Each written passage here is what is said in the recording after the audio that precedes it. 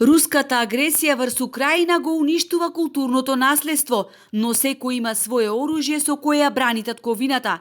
Во оваа војна веќе не се поставува прашање дали има место за културата, бидејќи ова е борба токму за нашата украинска култура.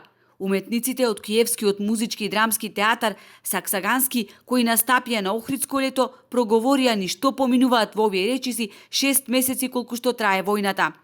Театарските работници во последните 4 месеци имаат собрано над 40 тони хуманитарна помош за потребите на погодените градови. Актерите, доаѓајќи секој ден во театар, не излегуваа на сцена, не ги читаа улогите, не пробуваат нова сценска облека за идните премиери, туку собираат хуманитарна помош, прехранбени производи, средства за хигиена, приоритетни потреби за линијата на фронтот за војската. Актерите од Украина кои на фестивалот дојдоа без нивниот директор, кој од првите денови на војната се приклучил на украинските вооружени сили, раскажуваат како живеат и работат во овие за нив тешки моменти. Театрите во Украина, во поголемите градови, сите работат со вообичаен ритам, под услов дека мора да поседуваат и скривници.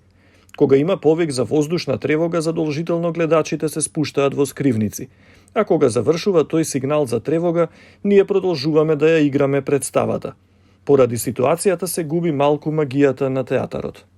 На украинските актери ова им е прв настап од почетокот на руската агресија на Украина.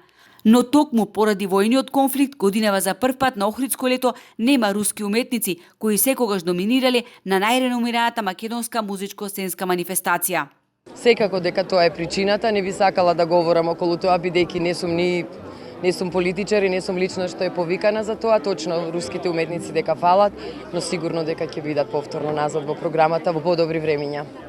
Програмата се концепира една година однапред. Имаше руски уметници во програмата, но поради целата ситуација требаше да се направи баланс, да се изостават, вели директорката на Охридско лето.